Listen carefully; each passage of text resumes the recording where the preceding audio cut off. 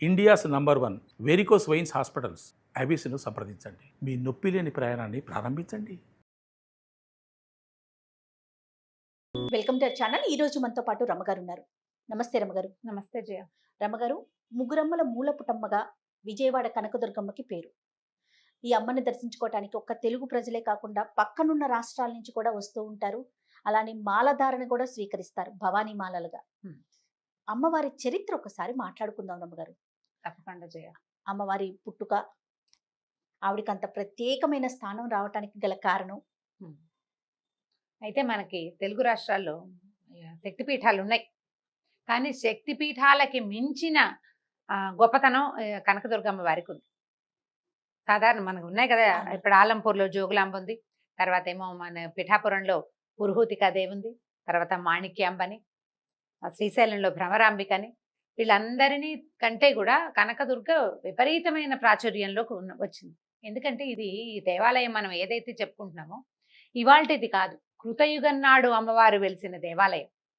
ఇప్పుడు మనం చూస్తున్న రూపంలో కాకుండా ఆమె సహజ స్వరూపంలో, అంటే దుర్గమ స్వరూపంతో ఇక్కడ వెలిసారట.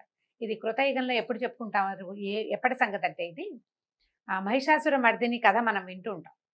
విజయదశమి నాడు అమ్మవారు మహిషాసుర మర్దినిగా అవతరించిందని. ఆ కాలంలో దుర్గమాసురుడు అనే ఒక రాక్షసుడిని వధించడానికి అమ్మవారు ఈ రూపాన్ని తీసుకున్నారు.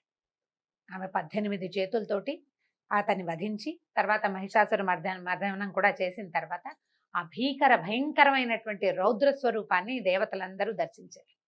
ఆ తర్వాత ఆమె వాళ్ళని సంతోషపెట్టడానికి మా రాజరాజేశ్వరిగా అవతరించిందట.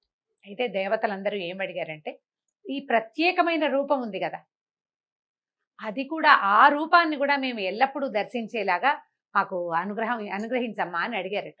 అడిగితే ఆమె ఏమందంటే, ఇంత స్వరూపాన్ని, ఇలాంటి ఉగ్రతని తట్టుకోగలిగే వాళ్ళు ఎవరైనా ఉన్నారా భూలోకంలో?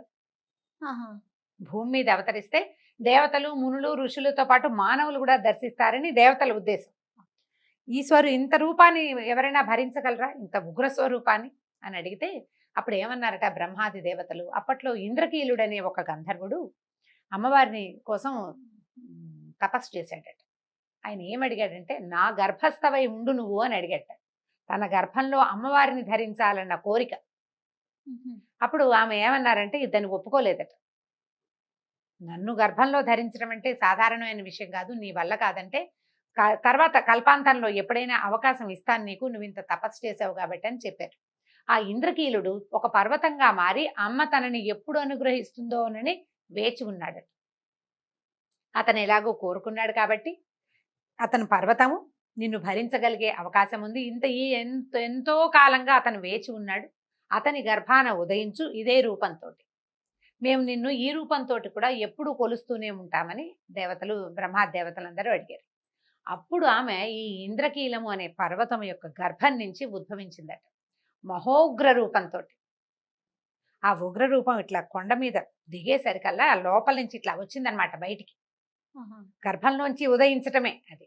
నీకు కొండ పైన కొసన లేదు దేవాలయం, ఉండదండి, మధ్యలో ఉన్నట్టు ఉంటుంది. ఈ వచ్చేసరికల్లా ఈ అమ్మవారికి కుడి ఎడమ కళ్ళు ఏంటంటే, కుడి కన్ను అగ్నినేత్రం అట, ఎడమ కన్ను ప్రశాంత నేత్రం, అంటే సూర్యచంద్రుడు.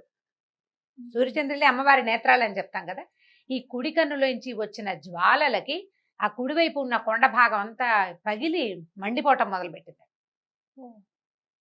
ఎంత మంట వచ్చేసి ఉంటుంది. వచ్చేసరికల్లా అమ్మవారి దశరూపాలలో ఒకటైన మంగళగౌరీదేవి ఆ క్షణంలోనే అక్కడికి ఉద్భవించి ఆ క్షణంలో ప్రత్యక్షమయ్యి ఆ మంటని ఆపి అతన్ని ఏం చేసినట్టు, ఆ శకలం ఏ కొండ ముక్క అయితే విరిగిందో దాన్ని తన పాదంతో అణిచి కొంచెం దూరంగా పెట్టారట. అదే మంగళగిరి అని చెప్పుకుంటాం. ఇప్పుడు మనం మంగళగిరి అని చెప్పుకునేది ఇంద్రకీలాద్రిలోని ఒక మొక్కేనని చెప్తారు. ఆ కొండ మీదే ఆ ఉగ్రత తాలూకు రూపమే జ్వాలా నరసింహస్వామిని, ఆయన శాంతింపజేయడానికి పానకం అర్పిస్తారని చెప్పుకుంటాం. మనకి మంగళగిరి దానికి ఒక ప్రత్యేకమైన స్థానం ఉంది. ఈ ఇప్పుడు కృతయుగంలో జరిగిన కథ కదా, అప్పుడు ఇలా జరిగిందని చెప్పబడింది. ఒక పుస్తకంలో ఈ కథ ఉందన్నమాట. ఇట్లా ఒక పురాణంలో చెప్పబడింది. అయితే ఈ మంగళగౌరీ దేవి కూడా అక్కడ ఉద్భవించడం వల్ల ఈవిడ ఇలా భయంకరమైన రూపంతో ఉంది. అప్పుడు బలులు అవి సమర్పించేవారు. అమ్మవారి ఉగ్రతని అలాగే పెంచి అట్లా ఉంచారు. ఇది కృతయుగంలో జరిగింది. దేవతలు అందరూ పూజించేవారు. త్రేతాయుగంలో ఏం జరిగింది అనే దాని మీద మనకు పెద్దగా దాని మీద కథాంశాలు ఏం కనపడవు. అయితే తర్వాత యుగమైనటువంటి ద్వాపర యుగంలో ఈ పాండవులు రాజ్యభ్రష్టులు అయిపోయిన తర్వాత, అయితే పాండవుల్ని వాళ్ళకి ఏమిటి సలహా అన్నిటికీ కృష్ణుడినే కదా అడుగుతారు. అవును. అయితే ఈ కృష్ణుడిని సలహా అడిగారు. ఏం చేయమంటావు ఈ విపత్కర పరిస్థితి నుంచి బయటపడడానికి మమ్మల్ని ఏం చేయమంటావంటే, ఎవరి దారిని వాళ్ళు బలాన్ని పెంచుకోవాలి. మీలో అత్యున్నత బలము అత్యున్నత ప్రత్యేకతలు కలిగిన వాడు అర్జునుడు. అర్జునుడు తపస్సు చేసి దివ్యాస్త్రాలని సాధించాలని కృష్ణుడు సెలవిచ్చాడు. ఆయన తపస్సు చేయటానికి అనువైన పర్వతంగా ఈ ఇంద్రకీలాద్రిని చెప్పారు. అర్జునుడు ఇక్కడికి వచ్చి ఇంద్రకీలాద్రి మీద ఎక్కడైతే మహోగ్ర రూపంతో అమ్మవారు కొలువై ఉందో ఆ పర్వతం మీదే తపస్సు చేశాడు. తపస్సు చేసేసరికల్లా అక్కడ తపస్సు ఈ విజయవాటిక అనే పేరు అందుకొచ్చిందనమాట. ఆయన అక్కడ తపస్సు చేయటం మొదలుపెట్టాడు. ఇతని తపస్సుకి మెచ్చిన పరమేశ్వరుడు ఈ అంబికా సమేతుడై అక్కడికి వచ్చాడు. వచ్చి ఏం చేశాడంటే ఈ అర్జునుడిని తన వైపు లాక్కోవటానికి, భగవంతునికి భక్తునికి ఉన్న దగ్గర సంబంధం ఏమిటి అనేది చూపించడానికి ఏం చేశారు, ఒక వరాహం రూపాన్ని వదిలిపెట్టారు. అర్జునుడు వరాహాన్ని చూశాడు, బాణం తీసి కొట్టబోయాడు. అదే సమయానికి ఒక కిరాతుల జంట అక్కడికి వచ్చింది. ఆ కిరాతుడు కూడా బాణం వేశాడట ఈ పంది మీద. మొదటి తగిలిన బాణం నాదంటే నాదని వీళ్ళిద్దరూ కొట్టుకున్నారు, కిరాతుడు అర్జునుడు.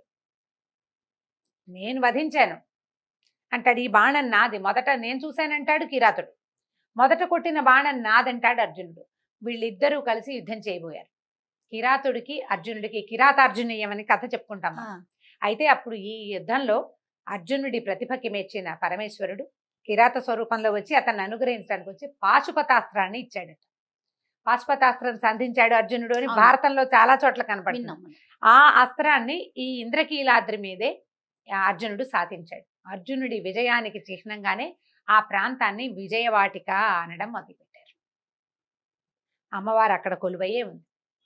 ఆ సమయంలో అర్జునుడు కూడా ఒక శివలింగ ప్రతిష్ఠ చేశాడట అక్కడ. అయితే ఈ అమ్మవారు ప్రాదుర్భవించిన సమయంలో బ్రహ్మదేవుడు ఒక శివలింగాన్ని ప్రతిష్ఠించాడని, ఆ బ్రహ్మ ప్రతిష్ఠించిన శివలింగం తర్వాత కాలంలో కనపడలేదని చెప్తారు. తర్వాత కాలం ఇంకా అంటే ఇది కూడా వెళ్ళిపోయిన తర్వాత, ద్వాపర యుగం వెళ్ళిపోయి కలియుగం ప్రారంభమైన తర్వాత మాధవర్మ అని ఒక రాజుగారు ఆ ప్రాంతాన్ని పరిపాలించేవాడట. అప్పటికి అమ్మవారు ఎలా ఉంది మనకు తెలిసి, మహిషాసుర మర్దిని రూపంతోటే ఉంది. దుర్గా అనేవారు ఆమెని. ఎందుకంటే ఈ మహాదుర్గమమైన ఈ కొండలో ఇంచి పుట్టినందువల్ల ఆమెను దుర్గగా పిలిచేవారు. మనము కనకదుర్గ అని చెప్పుకుంటాం. ఈ కనకదుర్గ పేరు ఎందుకు వచ్చిందో ఈ మాధవర్మ గారి కథ వల్ల చెప్పుకోవాలి. ఈ మాధవర్మ చాలా గొప్ప రాజట. ఆయన చాలా పూజలు నోముల తర్వాత ఒక కుమారుడు కలిగాడు. అయితే మహోద్భుతంగా ఈ అమ్మవారికి చాలా ఉత్సవాలు జరిపేవాళ్ళట. వాళ్ళు ఈ ఉగ్రస్వరూపంలో ఉన్న అమ్మవారికే చాలా ఉత్సవాలు జరిపేవారు. సాయంకాలం అయ్యేసరికల్లా అమ్మవారి సంచారానికి దిగేదట కొండ మీద. అందుకని సాయంత్రం అయ్యేసరికి చీకటి పడేసరికి ఎవ్వరూ బయటకు వచ్చేవాళ్ళు కాదు. ఆమె ఈ మహోగ్ర రూపంతో సంచారం చేస్తుందని, బలి కోరుతుందని అప్పుడు ఎవ్వరూ మానవ మాత్రుడు జంతు సంచారం కూడా ఉండేది కాదు. మనం ఇలాంటి కథలు భద్రకాళి దేవాలయాల దగ్గర కూడా వింటాం. అవునండి. అమ్మవారు సాయంకాలం సంచారానికి వస్తుంది. పగలు వీళ్ళు ఇచ్చిన ఆహారం తోటి ఆవిడ సంతృప్తి పడి ఉండేది. సాయంకాలం వచ్చేసరికల్లా ఆమెలోని ఉగ్రశక్తి బయటకు వచ్చేది. అందుకని మనుషులు కనపడకుండా ఉండేవాళ్ళు. ఒకనాటి సాయంకాలం చింతకాయలు కోసుకోవడానికి ఒక పేదరాలు, ఆమెకు 7-8 ఏళ్ల కుమారుడు వచ్చారట. చింతకాయలు కోసుకున్నారు. చీకటి పడుతోందని గబగబా ఇంటికి వెళ్ళిపోవడానికి వెళ్తున్నారు. ఈ వెళ్లే సమయంలో ఏమైంది, కొండ మలుపులో అట్నుంచి వచ్చేవాళ్ళు కనపడరు. వీళ్ళ మలుపు తిరిగే సమయానికి అవతల పక్క నుంచి ఒక పెద్ద రథం, 6 గుర్రాలు కూర్చున్న రథం ఒకటి వచ్చింది. ఈ రథం స్పీడ్గా వచ్చి వీళ్ళిద్దరికీ తగిలింది. కానీ తల్లి ఇవతలుంది, పిల్లవాడు కొంచెం ఆటకాయతనంగా ముందు పరిగెడుతుంటారు కదా పిల్లలు. రథం కింద పడిపోయాడు పిల్లాడు కాస్త మరణించేసరికల్లా అమ్మాయి గోడుని ఏడుస్తూ నా పిల్లాడిని ఎవరో రథం తొక్కేసిందని ఈ పిల్లవాడి మృతదేహాన్ని భుజాన్ని వేసుకుని రాజుగారి సన్నిధికి వెళ్ళింది. అప్పుడు ఒక ధర్మగంట అని గంట కొట్టేవారు. ఆ గంట ఎవరు కొట్టినా, ఏ సమయంలో గంట కొట్టినా రాజు వచ్చి వాళ్ళకి తీర్పు చెప్పేవాడు. సూర్యోదయం అయ్యేసరికల్లా ఈ రథం నడిపిన వాడెవడో వాడికి మరణశిక్ష విధిస్తున్నానని చెప్పాడు రాజుగారు. తీరా అంతా చూసుకునేసరికల్లా ఆ సమయంలో రథం నడుపుకుంటూ వచ్చిన వాడు రాజకుమారుడేనని తేలింది, రాజుగారి అబ్బాయి. తప్పు ఎవరు చేసినా సరే శిక్ష పడవలసిందేనన్నాడు రాజు. ఆయన ఏకైక కుమారుడు, ఒకడే కొడుకు ఆయనకి, అది కూడా లేక పుట్టినవాడు. మంత్రులందరూ గొల్లుమని గోల పెట్టేశారు. అయ్యో ఇది చెయ్యొద్దు, ఆ పేదరాలకి ఏదైనా న్యాయం చేద్దాం. న్యాయం ఎట్లా చేస్తావు? ధనంతో కుమారుడు వస్తాడా? ఈ తప్పు చేసిన వాడికి శిక్ష పడవలసిందే. నా కుమారుడైనా నేనైనా సరే శిక్ష నుంచి తప్పించుకోవడానికి వీల్లేదని ఆయన తన కుమారుడికి మరణ శిక్ష విధించారు. కుమారుడి తల వేసేశారట. ఆ బాలుడి మృతదేహం, రాజకుమారుడి మృతదేహం పక్క పక్కనే ఉన్నాయి. ఎప్పుడైతే ఈ రాజకుమారుడి తల ఉత్తరించబడిందో ఈ ఆకాశం నుంచి కొన్ని గంటల పాటు బంగారు వర్షం కురిసిందట. బంగారం కురిసింది. విజయవాటికి అంతా బంగారంతో నిండిపోయిందట. నిండిపోయి ఆకాశం నుంచి అశరీరవాణి వినపడిందట. రాజా, నువ్వంతా ఉత్తముడివి కనుక ఈ దుర్గ సేవ చేయటం వల్లే నీకు ఇలాంటి ఉత్తమోత్తమైన ఆలోచన వచ్చింది. నీ కుమారుడు, పేదరాల కుమారుడు ఇద్దరు కూడా బతికేస్తారని చెప్పి వాళ్ళిద్దరూ సజీవులై వచ్చారు. ఆ బంగారం కురిపించిన అమ్మవారిని ఆ రోజు నుంచి కనకదుర్గ అని పిలవడం మొదలుపెట్టారు. కనకం కురిసింది కాబట్టి, బంగారం కురిసింది కాబట్టి ఆమె వల్లే ఈ కనకదుర్గ అని పిలిచేవాళ్ళు. కానీ అమ్మవారు దుర్గమమైన స్వరూపంతో ఉండేది, భయం వేసేది చూడ్డానికి. తర్వాత కాలంలో మన ఆదిశంకరులు సంచారం చేస్తూ, అంటే అద్వైత మతాన్ని ప్రబోధించినటువంటి ఆదిశంకరాచార్యులు మొత్తం ప్రపంచం అంతా చుట్టారంటే భూమి అంతా ప్రదక్షిణ చేశారు, అన్నిసార్లు తిరిగారని చెప్తారు కదా. ఆయన ఆ క్రమంలో వస్తూ ఈ విజయవాటికి వచ్చారు. వచ్చి ఈ మహోగ్ర రూపిణి అయిన అమ్మవారిని సాత్విక మూర్తిగా చేశారు. శ్రీచక్ర స్థాపన చేశారని, శాంతి యంత్రాన్ని స్థాపించారని చెప్తారు. స్థాపించి అమ్మవారి కళని, ఆ ఉగ్ర కళని తగ్గించి ఇప్పుడు మనం చూస్తున్న సౌమ్యమూర్తి నవ్వుతున్నటువంటి కనకదుర్గ రూపాన్ని ఆ శంకరులే స్వయంగా తయారు చేయించి పెట్టారట. ఈ అమ్మవారికే ఒక చిన్న నవ్వు మన మొహంలో చూస్తే నీకోసమే నేనున్నాననిపించే భావన కలిగిస్తుంది. చక్కటి చిన్న శాంతమైన ముఖము, నవ్వు, చక్కని కళ్ళు, రూపుదిద్దినట్టుగా పసుపు చందనంతో ఈ రూపాన్ని ఆదిశంకరులే స్వయంగా రూపొందించారు. అప్పటి నుంచి అంతకు ముందు చేసే బలులు అవి మాన్పించి సమయాచారం ఏర్పరిచారు. ఇక్కడంటే పూర్తిగా సాత్వికమైన ఆహారం ఇవ్వడం, సాత్వికమైన నివేదనలు, సాత్వికమైన పూజ, సమయాచారమే ఇక్కడ ఏర్పరిచారు. అంతకుముందు వేరే ఆచారం పద్ధతి ఉండేది, అమ్మవారికి బలులు సమర్పించేవాళ్ళు. అప్పటి నుంచి మానేశారు. శంకరులు ఎప్పుడైతే శాంతి యంత్ర స్థాపన చేసి శ్రీచక్రాన్ని ప్రతిష్ఠించారో అమ్మవారు ఉగ్ర రూపాన్ని తగ్గించుకుంది. ఎందుకంటే ఆ ఉగ్రతని తట్టుకోగలిగే అవకాశం, అంత శక్తి మానవులకి లేదు. సాత్విక రూప ధ్యానం వల్ల మనుషులలో సాత్వికత పెంపొందుతుంది. ఆ భావనతోటి శంకరులు మహానుభావులు అసలు ఒక్కసారి తలుచుకుంటే మన జన్మ ధన్యమైపోతుంది. వారి వల్లే ఇప్పుడు మనం చూస్తున్నటువంటి ఆ చక్కని సౌందర్యవంతమైన మహాద్భుతమైన కనకదుర్గా రూపం ఏర్పడింది. వారే చేశారు అది. ఆ తర్వాత నుంచి మనం సాత్విక పూజా విధానమే సమయాచారంతో అమ్మవారిని అర్చిస్తున్నారు. ఈ మంగళగౌరి దేవి వల్లే మొదట ఏర్పడిన అగ్నికీలలు తగ్గినాయి కాబట్టి ఆమె ప్రీత్యర్థం పసుపు కుంకుమలతోటి అమ్మవారిని అర్చించడం, అపరిమితమైన కుంకుమార్చన జరుగుతుంది ఇక్కడ. అవునండి.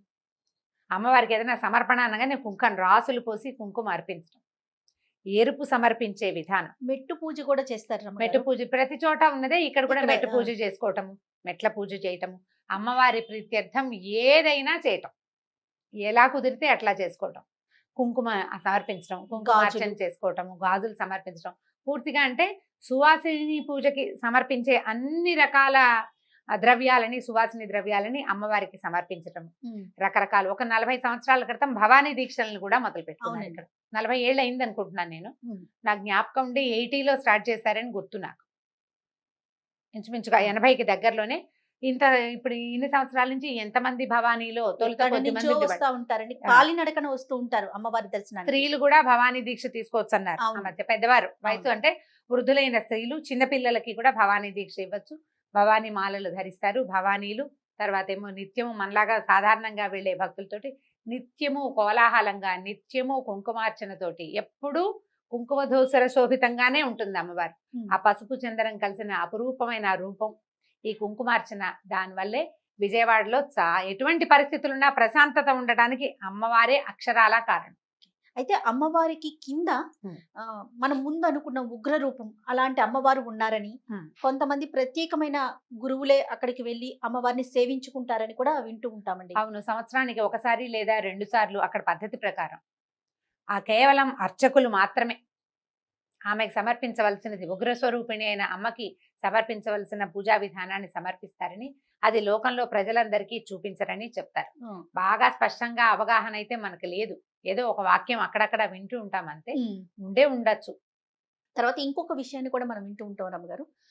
ప్రతిరోజు ఉదయం 4 గంటలకి ఇంకా అంతకన్నా ముందు కూడా లేచి కృష్ణా నదికి వెళ్ళి నీటిని తీసుకొచ్చి మేళతాళాలతో తీసుకొచ్చి పైనున్న అమ్మవారికి అభిషేకం చేస్తారు అనేసి.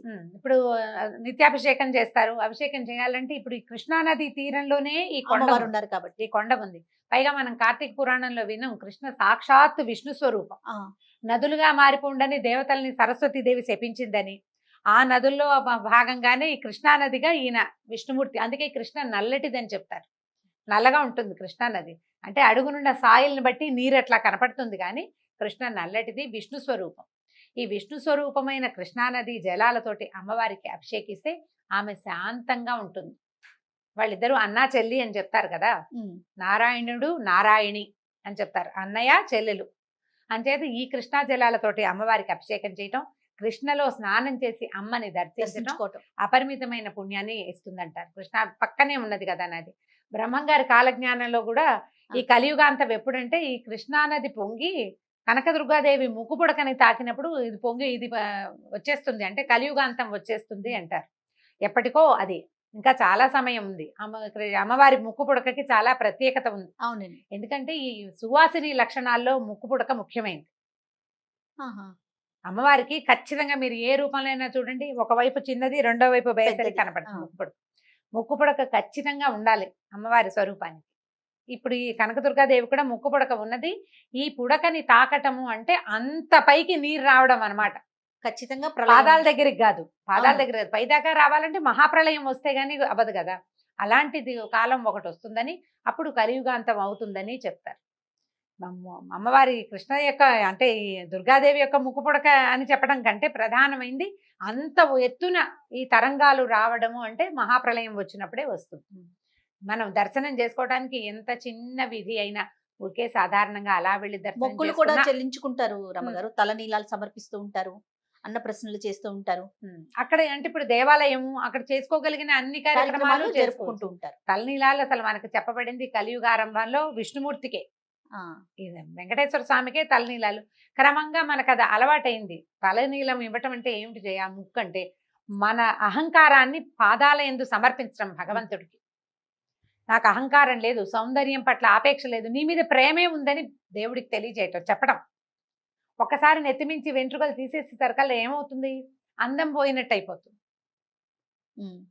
తల ఇచ్చినట్టు తలనీలాలు ఇవ్వటం అంటే, నా అహంకారాన్ని నీ పాదాల కింద వదిలిపెట్టేస్తున్నానమ్మా అని చెప్పడం కోసమే తలనీలాల సమర్పణ. ఆ తర్వాత చెవులు కుట్టిస్తారు, ముక్కు ఇక్కడ కుట్టించుకునే వాళ్ళు ఉంటారు, అన్నప్రాసనలు చేసుకుంటారు, ఉయ్యాలలు కడతారు, ఎన్ని రకాలైనా చేయొచ్చు. ఈ శంకరుడు ఇక్కడికి వచ్చినప్పుడే బ్రహ్మ ప్రతిష్ఠ చేసినటువంటి శివలింగాన్ని తెలుసుకున్నారు, ఆయనకి తెలిసిందనమాట. అప్పుడు స్వామివారిని ఇప్పుడు మనకి మల్లికార్జున స్వామి ఉన్నారు కదా, మల్లేశ్వరుడు, దుర్గా మల్లేశ్వర స్వామి కదా. మల్లేశ్వరుడు ఎలా వచ్చాడంటే, ఈ శివలింగాన్ని శంకరుడు మళ్ళీ ప్రతిష్ఠ చేసి మల్లెలతోటి అర్చించారట తొలిసారిగా. అంచేత ఆయన్ని మల్లేశ్వర స్వామి అని చెప్తారు. అమ్మవారితో పాటే అయ్యవారు వచ్చారు అక్కడ. వీళ్ళిద్దరిని, అయ్యవారిని అమ్మవారిని ఇద్దరిని దర్శిస్తే విశేషమైన ఫలితం లభిస్తుంది. దుర్గామల్లేశ్వర స్వామి దేవస్థానం అనే చెప్పుకుంటాం దాన్ని. అవునండి కదా. అయితే ఈ అమ్మవారిని చూసి అట్నుంచి దిగొచ్చేయకుండా మనకి లైన్ కూడా అలా వెళ్ళి మల్లేశ్వర స్వామిని కూడా అయ్యవారిని కూడా చూసే బయటికి రావాలి. ఆ విధానమే అట్లా ఏర్పరిచారు. ఆమెను చూసి ఆయన చూడకపోతే ఆమెకు చాలా కోపం వస్తుందట. మరి చాలా వరకు ఆలయాల్లో అయ్యవారిని చూసాక అమ్మవారి దగ్గరికి వెళ్తాం కదరమ్మ గారు. అవునవును. కానీ ఇక్కడ మాత్రం అమ్మవారిని చూసిన తర్వాత అయ్యవారి దగ్గర, ఆయన దగ్గర, ఎందుకంటే ముందు ఆవిడ వచ్చింది, తర్వాత ఆయన వచ్చారు కాబట్టి ఆ వరుసలోనే మనం ఇద్దరి దర్శనాలు చేసుకుని దిగి వస్తాము. ఇక్కడ మంగళగౌరి పూజా విధానం చేస్తారు, పసుపుతోటి కుంకుమతోటి అర్చనలు చేయబడతాయి, అఖండంగా గాజులు అవి సమర్పిస్తారు. పూర్తిగా సువాసిని అర్చనే మొత్తం అక్కడంతా. మనం దర్శించగలిగిన వాడికి కొంగు బంగారమే, రకరకాల మొక్కులు మొక్కుకుంటాం. అనారోగ్యాల్లో పిల్లల సంతానం కోసం అనారోగ్యం, మొక్కులు, ప్రయాణాల్లో ఏ సమస్య లేకుండా వస్తే నిన్ను చూస్తామమ్మా అని ఏ మొక్కు లేకుండా దర్శించినా మనకి రావాల్సిన ఫలితం మనకి లభిస్తుంది. కొంగు బంగారం కనకదుర్గ. ఉగ్ర రూపం నుంచి చిరు మందహాసంతో చాలా శాంతి స్వరూపంగా కనిపిస్తూ అమ్మవారి భక్తులకి దర్శనమిస్తూ ఉంటారు. అవును. సో దర్శించనీయదగ్గ ప్రదేశాల్లో విజయవాడ కనకదుర్గమ్మ చాలా ఆలయం మంది ఒకటి. బ్రేక్ దర్శనం కూడా చేసుకుంటారు. బ్రేక్ ప్రయాణం చేస్తారు. విజయవాడ దాకా వచ్చారనుకో, అక్కడి నుంచి బ్రేక్ జర్నీ వచ్చి దుర్గ గుడిని దర్శించి మనం అమ్మవారిని చూసి కనకదుర్గాదేవి ఆలయం సింపుల్ గా దుర్గ గుడి అనుకుంటాం అంటాం. ఆత్మీయంగా. ఆ, ఇది మనదని చెప్పుకునేందుకోసం అన్నమాట. దుర్గ గుడి అంటే ఎంత సింపుల్ గా ఉంది మా నిల్లు అది. అని చెప్పినంత ప్రేమగా చెప్పుకోగలిగే స్థానం అన్నమాట. మరీ ముఖ్యంగా అక్కడ జిల్లాలు ఆ పక్కన వారైతే మాత్రం మీరు అన్నట్లుగా దుర్గ గుడి అనే అనుకుంటాము. అవును. కొంచెం దూరం ఉన్న వాళ్ళు కనకదుర్గమ్మ ఆలయం, ఆ. విజయవాడ ఇంద్రకీలాద్రి అక్కడ అదే. దాకా వాళ్ళ వెళ్తారు. అమ్మగారు వీళ్ళమ్మగారు అని చెప్పినట్టుగా ఉం. మనమైతే మా అమ్మని చెప్పుకుంటాం అంతే కదా. కదా. ఈ మా అమ్మని చెప్పుకునేందుకు అవకాశం ఇచ్చినటువంటి బంగారు తల్లి కనకదుర్గమ్మకి నమస్కారం. నమస్తే. థ్యాంక్ యూ సో మచ్ రమ్మగారు. నమస్తే. Thank you Jaya. ఈ వీడియో కనుక మీకు నచ్చినట్లయితే లైక్ చేయండి, షేర్ చేయండి. మరిన్ని వీడియోస్ కోసం మా ఛానల్ని సబ్స్క్రైబ్ చేసుకోండి.